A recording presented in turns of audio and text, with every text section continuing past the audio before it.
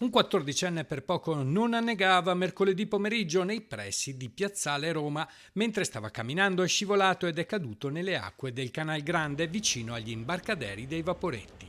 In suo soccorso sono arrivati i militari della stazione navale della Guardia di Finanza di Venezia che in navigazione lungo quel tratto di canale hanno subito visto il 14enne in difficoltà. La pattuglia è stata attirata dalle urla dei passanti che cercavano di soccorrere il minorenne che ha rischiato di annegare per colpa dei suoi vestiti e dello zaino che gli facevano da zavorra.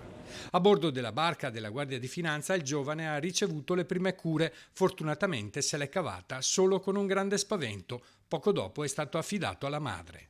Ma le fiamme gialle sono riuscite anche a individuare e denunciare per indebita percezione di erogazioni pubbliche 5 persone che volevano arricchirsi speculando sulla pandemia, riuscendo poi anche ad ottenere il sequestro di beni per 1 milione di euro. Le indagini riguardano anche il veneziano e nello specifico Chioggia. Il modus operandi, escogitato dagli indagati, 4 italiani e una donna romena, prevedeva l'acquisizione di società non più operative, formalmente intestate a prestanome, appositamente create per avanzare richieste di finanziamento.